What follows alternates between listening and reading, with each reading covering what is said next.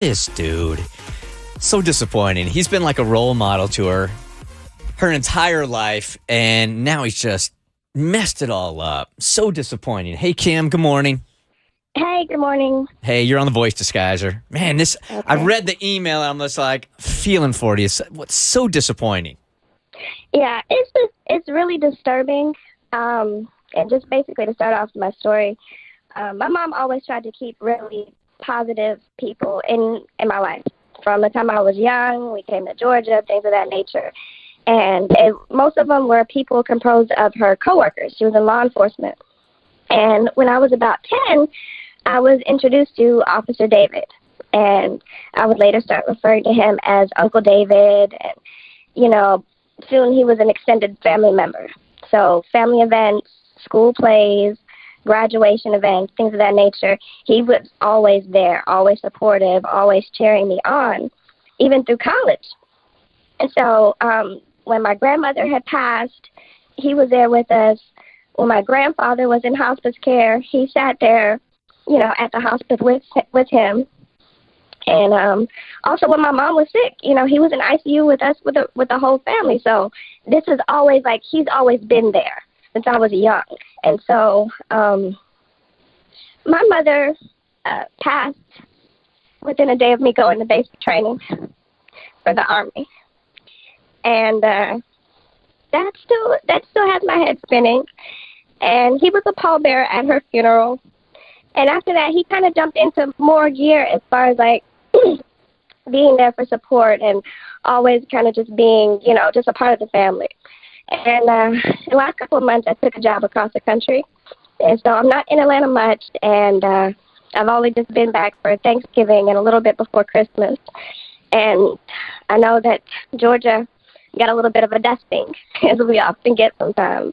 We got a little dusting over the weekend. So I texted him to see, how things were going and, how he was doing. And, I said, hey, how's things going? He said, oh, everything is fine. And he's like, well, what are you doing? And I was like, oh, well, I'm just leaving the gym. And his response was getting high school fine. And that was the first red flag. I didn't know how to react to it. I didn't know what it meant. And a part of me didn't want to know. Mm-hmm. So I was like, okay, I'm gonna call him because a lot can be lost in translation. A lot can be lost when you're texting someone back and forth. And I didn't want to assume anything. So I called him. And, we had just the casual pleasantries. Oh, how's everything going? Blah, blah, blah. And then he's like, oh, somebody's got a birthday coming up. Talking about me. My birthday's coming up soon. And he says, 35, right? And I was like, yeah, 35. And he says, yeah, I could date a mature 35-year-old. And that was the second red flag. Mm-hmm. And I'm sorry. That's okay. So I threw up a little bit. It just really kind of messed me up. And I was like, no, maybe I heard wrong. Maybe whatever. So I flipped the topic, and he just goes in, like, for it. And he's like, well, would you ever consider dating an older man? Mm. And my heart just sank. And I kind of just rushed him off the phone. And I stopped and I thought to myself, and I did what we as women are not supposed to do. And I questioned myself. Mm. I second-guessed myself. And I came up with, I didn't do anything wrong. I didn't. Every time that we hung out, every time that we talked, it was always on a friendship level because my mom had really just revered him so much as such a good friend. This is somebody that she had listed in her will that if something had happened to her, that he was one of the people that was supposed to take care of me before I was 18. So that's why this just comes as a real just shocker. Like, this man has watched me go through puberty. He's watched me more my mother and everything else in between. And it's just like, once you cross that line with somebody, mm-hmm. you can't cross it back. You can't undo it. And so I just came to the point where I want nothing else to do with him. I've made that decision for myself. Good for you. However, I don't know, because I'm across the country, it's out of sight, out of mind. But my family and the other friends of the family are still there, and they don't know. And I don't know how to approach that, and I don't know how to tell them. Oof, this is so disappointing. 1-855-BERT show. And I want to go ahead and recognize, and I want to commend you. I want to say how proud I am of you because, you sat there and we do as women, we start sitting there going, well, what did I do to make him think that did I do something? Did I wear something around him to make him think I was interested? Did I say something?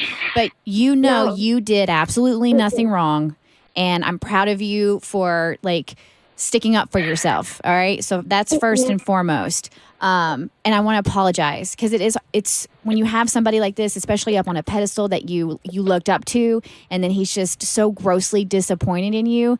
That's another loss. You're currently going through another loss. And I just wanted to say, I'm sorry. Thank you. In a case like this, we usually say some conversations need to be face-to-face. I don't think this one does. No. I wonder if you putting exactly what you said to us in an email so he can read that over and over and over again is the best way to go. I don't think she needs to communicate with him anymore. You don't think so? No. I don't. Yeah. It's toxic. That Yeah. man has changed. Whoever he was originally is gone, and it sucks. Yeah. It sucks so bad because your mom did a great job protecting you. He might have been different back then, and it so sucks when you have these positive male role models, and then that comes crashing down, especially in a sexual manner. And you've always been. He saw you go through puberty, and then he says you get in high school fine at the gym. That is so disheartening, It's and I feel predatory. so bad for you. And I'm really sorry that's happening. But I get it. My dad had the same kind of friends around all the time, and they did weird stuff, and they said weird stuff, and they'll grab your butt at family functions, and nobody says anything. So I don't even know that it's necessary for you to tell your family because I don't want you to lose more people just in case they say something that breaks your heart again. He's not going to, my fear is he's not going to go away. So if she just tries cutting this thing off without telling him why or giving him her truth, then he's going to go to the family and he's going to bring her back in, is my only concern. So if it's in an email where he can see it and he knows why, then lets it go. I wonder if that's the better way to go. And adding to that, I completely get not reaching out to him at all, but not giving him an opportunity to create a narrative and simply allowing him to know just how disgusting he really is and what he's done and how he's made her feel. Shouldn't he know that? Yeah, No. the way that you said it to us, is so superbly said that if you can somehow verbalize that in an email, I couldn't how could he not hurt in his soul for being like that? No, but you don't. You're good guys, okay? So of course you would hurt in your soul. You're the victim here. You don't need to explain anything to anybody. He's not owed. You're No. not obligated to give him No. anything. And that's opening up by communicating with him. We already know what's been established. I'm trying to protect you. And Yeah. I think by doing any type of communication with him it could potentially do more harm than good. And the fact that he's so close to your family, you say something, and Yeah. what happens with the Me Too movement, people go, you were too sensitive. He didn't mean it like that. You're making a big deal out of nothing. And Yeah. women constantly get gaslit for the horrible things that are happening to us. And it's yeah, but what were you doing to make it happen? Paula here agrees with you guys that maybe just cut this thing off. Doesn't need to be another conversation. Hey, Paula. Hey, yeah, so I totally agree with Kristen and Dobby. A lot of the times when people who are abused go and tell the family or tell close friends, they wind up turning on them. And so I just would tell her, please go seek therapy. Mm-hmm. She can go look for grief counseling, and then, that can really help her to process through this. But I wouldn't, not unless someone asks, why is she being distant, I wouldn't just go to them.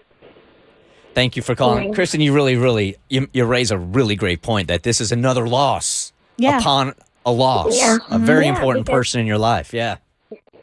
Yeah, because this is a person that, like I said, if my mom was alive, he would have never approached me like this. Never. Because she would have lit his ass up. Here's lit him up. Here's Michelle. I just want to give you a couple of different angles to chew on, just so you have something to walk away with today. Hey, Michelle, good morning. Hi, good morning, guys. Love you. Thank you. Thanks for calling.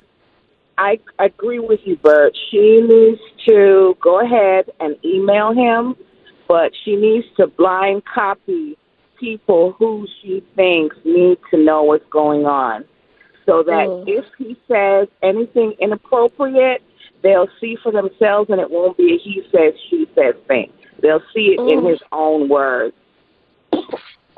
That's a good point. All right, let's do this. Man, we could talk about this for hours and hours and hours and get you advice. So why don't we take everything that we get on social media today and we will send that to you so you can chew on this from every angle, because it's just so disappointing. And we're not professionals. We don't know if the best thing to do is to contact this guy, not contact this guy. But you definitely need to speak to somebody about it. And you need at the end, you got to protect yourself. For sure. That's like number one priority. Protect yourself. And that is with whatever you choose to do. And you've got a great attitude about it. You know you did nothing wrong. This is not on you, not 1.00001%. Nothing. No. And I just want to say that I love you guys. I've been listening since you guys were in Atlanta since 99. I got the app. Yeah. I tune in. And I always really appreciate you guys. Thank you, Kim. And thanks for reaching out to us. I hope it works out. All right. Thanks. Bye-bye. The Bert Show.